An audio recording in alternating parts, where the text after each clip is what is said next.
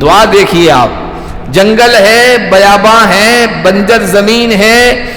جہاں آج تک نخلستان نہیں ہے، یعنی باغ نہیں لگے ہیں، ایسی سرزمین ہے، اور ابراہیم کا یقین دیکھیے، اللہ پر توکل بھروسہ دیکھیے، اللہ کی ذات پر بھروسہ دیکھیے.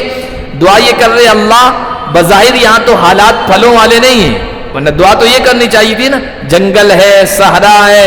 اے اللہ میری اولاد کے، میری بیوی کے سپرد جنگلی جانوروں کو کر دیجیے، ہرن آ جائے، خرگوش آ جائے،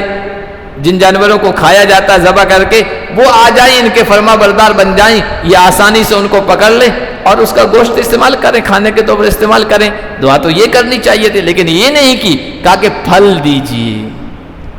قربانی جو بندہ دیتا ہے نا،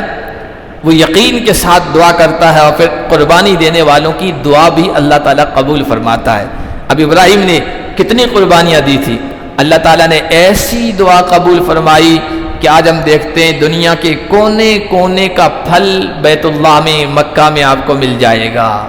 بلکہ علماء تو عاشقین جو ہیں وہ تو یہ کہتے ہیں کہ اگر کشمیر کا سیب ہے، لبنان کا سیب ہے، جہاں پیدا ہوتا ہے وہاں اس میں وہ لذت نہیں ہوتی ہے، لیکن جب وہ حرم شریف کی جو باؤنڈری ہے اس کے اندر وہ پھل جیسے ہی انٹر ہوتے ہیں، گاڑیاں انٹر ہوتی ہے نا، تو اس میں ابراہیمی دعا کی تاثیر شامل ہو جاتی ہے، اور وہاں اس میں وہ ٹیسٹ محسوس ہوتا ہے جو یہاں پیدا ہونے کی جگہ پر ٹیسٹ محسوس نہیں ہوتا ہے. اور ایسی قبولیت اللہ تعالیٰ عطا فرمائی. طائف بھی